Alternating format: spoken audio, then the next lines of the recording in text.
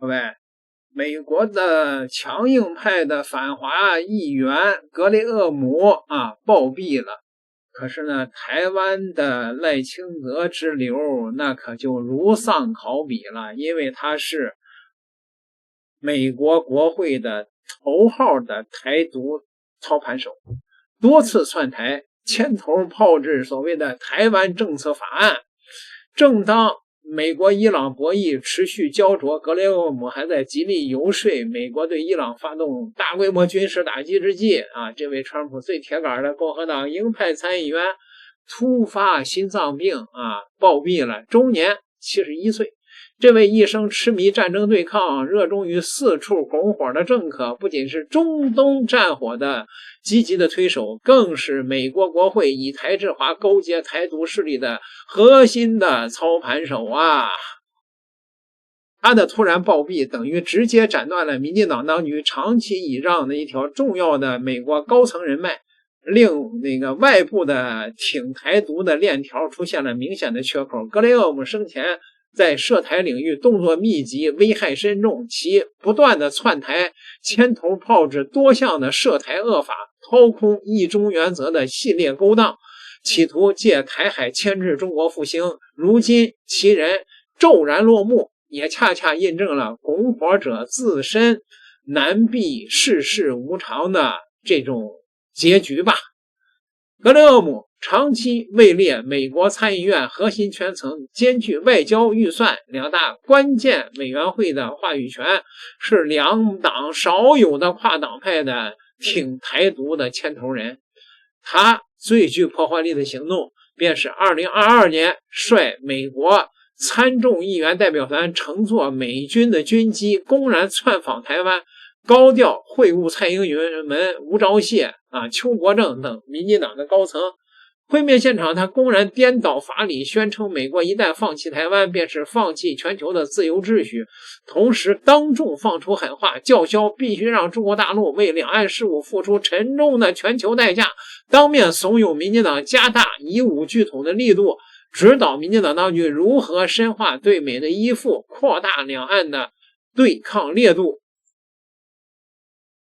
他还刻意将乌克兰局势与台海强行捆绑，鼓吹乌克兰失守则台海必危，以此倒逼美国朝野加大对台湾的安全承诺，不断的为台独势力制造美国会出兵协防的虚妄的幻觉。除了实地的窜访勾连以外，格雷厄姆更深层的破坏行径是牵头联合跨党派的议员推出了2022台湾政策法案这一恶法。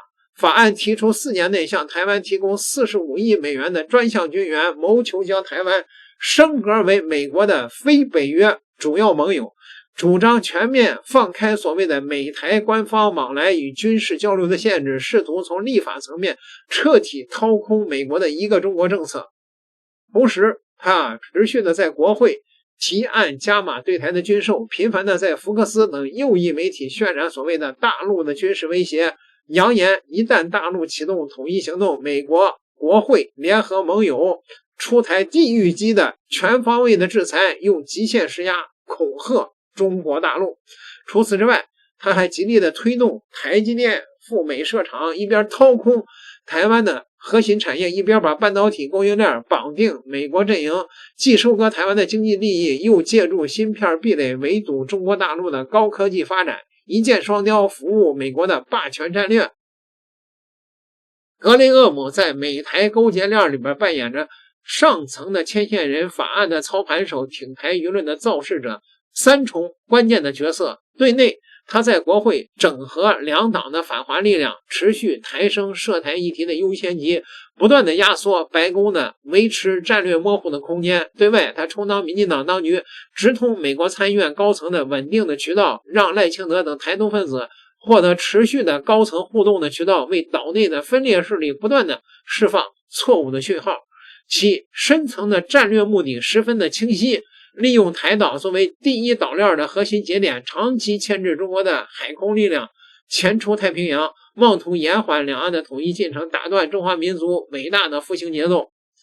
他所在的南卡罗来纳州拥有波音大型的客机生产线，他频繁地推动民进党当局加大美制军机的采购，借着挺台的外衣为本州的军工企业输送巨额的订单。所谓的守护民主不过是美国资本与地缘私利的华丽的包装。他长期估计接受民进党台独当局的所谓的政治贿赂，把这个台湾的民脂民膏都揣到了自己的口袋里边。可是这个人他就是一个一生没有结婚，无儿无女，收养了自己13岁亲妹妹的这么一个孤寡老人呢。这些钱他给谁去啊？给他妹妹。我从来没听说过收养亲妹妹的，这是个什么关系啊？如今这名四处拱火的战争鹰派骤然离世，对苦心经营外部靠山的民进党来言，无疑是一次重大打击啊！美国会原本推动激进的涉台法案的关键动力大幅的削弱。更具讽刺意味的是，格雷厄姆毕生信奉武力压制，四处制造对抗的裂隙，中东摧战、台海拱火，以破坏稳定为职业常态，最终却使自己在美伊激战的关键节点猝然离场。那你呢？这个最新的消息我们看看。杨老师你怎么看哦？这个刚刚最新的是呢，Lindsey Graham 呢，在呢很多议题上呢，其实都比较强硬的立场哦。他跟川普关系呢，一开始是有不好因为有挑战川普哦，然后但后来的时候，他跟川普关系是蛮密切的。外界认为他也是促使川普对伊朗开战的重要推手之一。但当然最新消息他呢突发了疾病而去世骤逝了。那他也曾经把美伊战事描述成一场呢对石油资源的争夺。那他接受 Fox News 的时候呢，3月22号也呼吁美军要采取进一步的军事行动，包括拿下伊朗关键石油出口枢纽哈尔克岛啦。面对质疑，他也说相信呢美国军人，还说美国打赢了硫磺岛战役，也能拿下哈尔克岛。你怎么看？他对中国大陆也是蛮强硬哦，对于这个以色列的支持也是蛮高的。他真的就是共和党里面的等于是最传统这种美国例外主义的最强烈的支持者。但是美国的例外主义已经是例外了，也就是说在整个进入到21世纪，其实美国主导，我们讲美国例外主义就是美国一切都是比较优势、比较优先、比较就是主导的，那也就是所谓的美国霸权 Pax Americana， 就美国例外主义。那因此在21世纪的时候，这个根本已经几乎是这个消失了。可是这些政治人物还维持了不变，尤其是在共和党里面这个 MAGA， 那其实民主党里面的建制派，你看到拜登的那些人也是如此。那当然政治人物要那么快的面对政治的这个现实，尤其是你坐在霸权的这个位置上，已经这么久的一段时间。他1994年、93年当众议院，然后呢，2002年开始当参议员，很长一段时间，71岁，其实年龄并不大，可是有没有注意到，他其实看起来是夸夸老矣那种感觉。对啊，好，那他记不记得跟我们台湾最有关的是2022年吧？是4月的时候，他来过台湾呢。对啊，结果呢，来要东西啊。他要什么？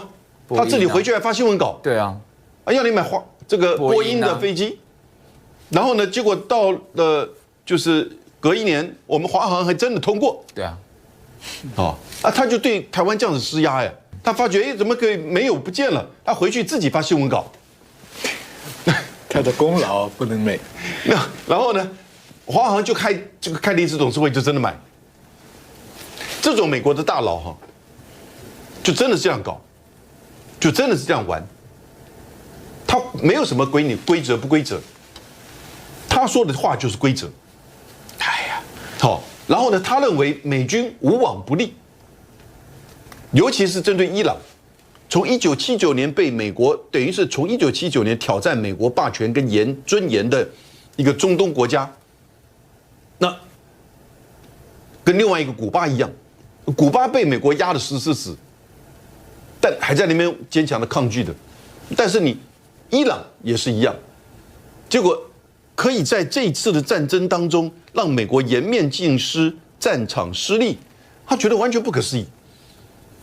但是他也知道，你要真的打地面战争，因为那是不可能的。为什么？因为从阿富汗到伊拉克到叙利亚，美国难道还没有学到教训吗？就很清楚嘛。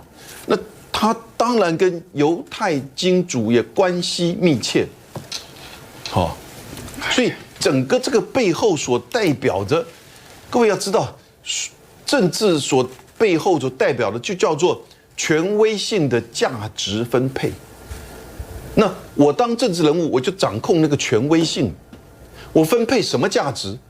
其实现在越来越多是科技、军工，然后呢，商业、金融。你看，川普喜欢搞金融，但是很多人是靠军工啊。对啊。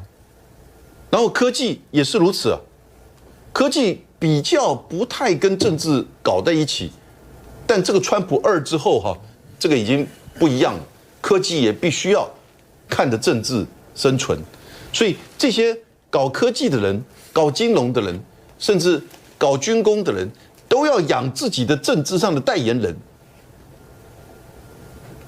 那谁代言的声音最大，你的资源就最多，你的媒体的支持度就最高。他管你什么国家利益，他管你什么美国美国的这个长久生存优势，基本上这些政治人物的出发点都是如此。那看了你新闻稿没有写，台湾新闻没写，我回去自己发。然后谁的比较具有影响力，马上一翻两瞪眼，华航就要买。对啊，对不对？华航到底是属于这个美国的还是台湾的？我也搞不清楚那个时候，对不对？那当然，他这么年轻，过去71岁，我们并不知道，就是他这个病因我们他自己也发说，希望尊重他家族的这个隐私。那当我们就这个尊重，但是呢，也必须要说，他就代表了一个美国政治人物的典型，而这个典型会不会因为他的过去而消失？我觉得不容易。对，其实薛将军，我特别问你一下，因为呢 ，Lindsey Graham 被说是长期被视为是美国的军火商的密友。那他之前来到台湾的时候，也是帮波音呢来这个要生意的。所以您怎么看呢？其实呢，美国这个政治人物跟军火商绑在一起，那是非常的司空见惯。因为美国的参众议员要选举，都要有背后的君主的支持。美国老百姓对选举并不是很热心的。一定要花大笔的钱在那里上电视啦，搞这些东西。那这个人太明显是波音的打手嘛，哪里跑的时候画脚强烈的要买飞机，做的太明显。台湾还不敢登出这个新闻，他跑到美国，他登自己讲，因为他的政绩啊，因为他对波音公司要有所交代啊。我有帮你要钱，因为这么强烈的表达以后，我们华航就软了。明明知道波音公司的飞机有问题啊，最近几年空难事件都是波音，而且已经挑明了，波音当年的品管部门的主管是一个印度人，他公然用副厂产品、次要的零件来，你品管的责任是要好的零件，结果搞成这样，所以你看飞机门会飞掉。飞机窗子会破掉，人会被吸出去。最近有一个，就最近的，对啊，就最近的，要不然起落架有问题，要不然指挥那个电脑出问题，所以波音一定要花很大价钱，用这些人来强迫要去买他的飞机，而且这个人呢，美国的政治人物，你不要把他看得地位很高，他实在是很没有常识。他是讲硫磺岛，美国可以拿下来。他要去拿俄罗斯的那个格里姆岛，那个岛在霍姆兹海峡的上面。你伞兵下去，你出不出来啊？啊，对哦。你没有军事常识嘛？你没有后勤。如果能用的话，这一次波湾战争里面，霍姆兹海峡早就用了嘛。空降部队不是已经 stand by 了吗？